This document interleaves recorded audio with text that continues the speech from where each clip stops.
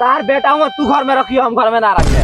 हाँ हम भगा दी रे बाबू सब इनके चढ़ावल हाँ। इना चढ़ले तो तू लड़की लेके भाग के आई ते पतो मनिए मत हम मन में ना करम हाँ का हो भौजी अरे तू तो भागिए के नुआई रहलू भाई पर काहे ही हा हा कइला ये जी के बात कर रहा करे मई तो तेऊ भागिए के ब्याह कर लिस करे बाबूजी से मेहरारू तू तनको टेंशन मत ल माइयो भागिए के नु बाबूजी से ब्याह कइले भी आजाद अच्छादारी भाई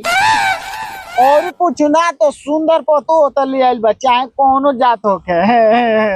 चल अच्छादारी भाई खर्चा से तो बच गइल लंडा है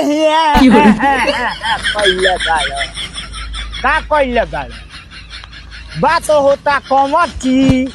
आ कमची तू है ना तारा ई मर्दा तो शादी में ठोक दे मन तो मार के चाचा हुआ तो मार के बुझ लियो खाली हंसत रहले मर्दवा हां बाबूजी मार के मुड़ी पर बांध मत ले एगो बॉलर ने क्या तो उड़ गइल बा आइल बड़ा ही हां हां करे लड़का है तो इज्जत